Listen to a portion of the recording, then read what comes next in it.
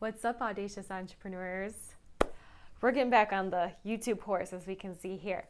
I want to talk to you today about scaling and projects and funnels.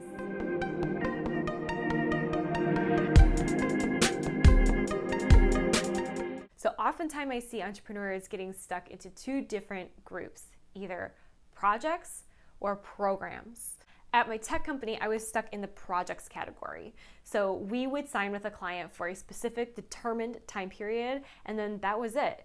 We were done. Their website was built, or their social media research was completed, or the SEO was identified and set up, and then that would be it.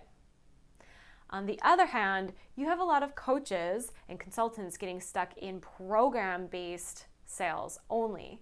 This is often high ticket, high barrier to entry type work. And while yes, working with a coach one-on-one and getting that focused time is valuable, not everyone's ready to do it right off the bat when they first meet you. Over my time of being an entrepreneur, I have realized that you need both. It is very hard to close ongoing work, program-based work, without having done some sort of project initially. At my tech company, that's exactly how we did it. We would get the initial project. They would come in with an initial focused pain point, a website, a need to rank higher on social media, etc. We would do that work for them, but then we would say, but wait, we've developed the website for you. Do you really want to take care of it yourself? Do you really want to continue doing the research and upkeep on your social media or your search engine optimization? Typically the answer was no. They didn't want to be involved in all that. They just wanted peace of mind.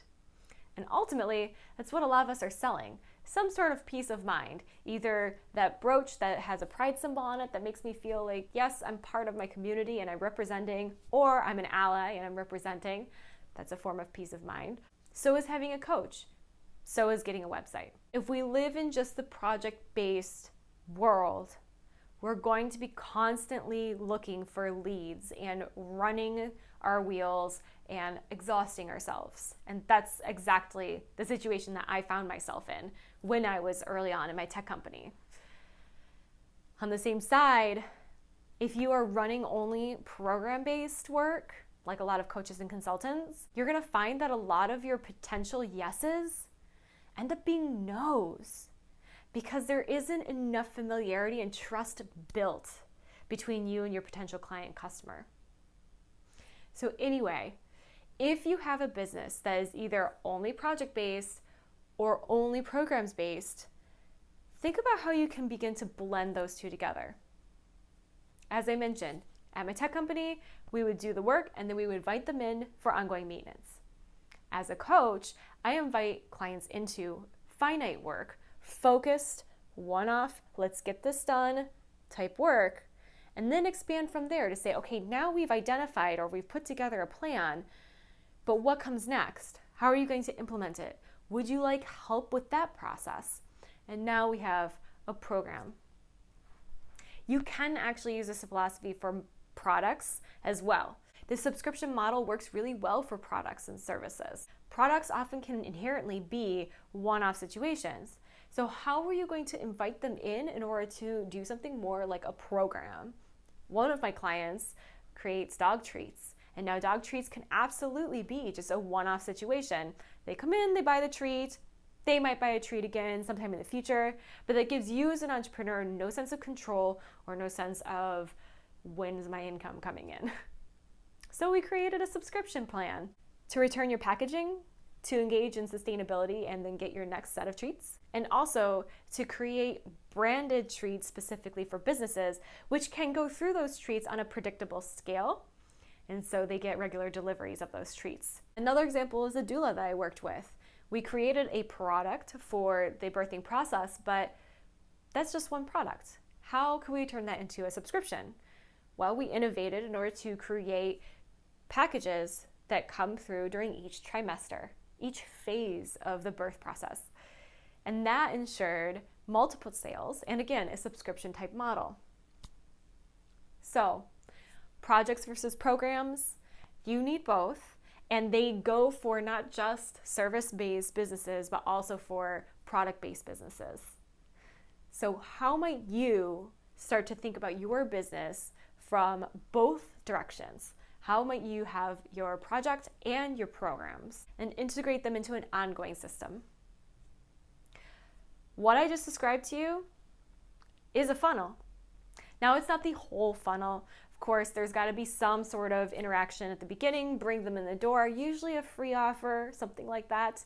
Typically at my tech company, it was a free consultation. Let's get together, let's talk, let's build some trust. For coaches, sometimes that's a free giveaway or a guide or, again, a free consultation. For products, it might be join our group, join our newsletter, follow us on social media. That's the beginning of the funnel, but we want them to come all the way through to doing a project with you, either buying the one-off product, buying the one-off project, whatever it may be, and then coming all the way through to a more high-ticket situation or an ongoing program. So think about your funnel. Think about how people are coming into your business, how they're getting to know you, how they're building trust with you. And make sure that you have steps along the way so that you're not just shocking them into a high ticket opportunity unless you have a lot of reputation built. Like Tony Robbins can sell his coaching for $10,000 an hour because he has the reputation. And he's clearly done the work. We all know he's done the work. His reputation is there because we can trust him already. But your reputation may not be that big, so we've got to build trust another way, which means bringing them through your funnel at different steps that aren't too far apart in price so that you don't shock them and you can build trust with potential clients and customers. Okay, this was a slightly longer video than I usually do. I hope it was helpful though. I wanted to really make sure I took a deep dive here because I see this disparity between projects and programs all the time, and it's really important that you don't fall into that trap. And if you want to brainstorm with me on how to develop your product or project into a program or subscription, I'm so happy to do so. I've got a 15-minute call link below. Just click on it, no strings attached. Okay? Hope you have a great day.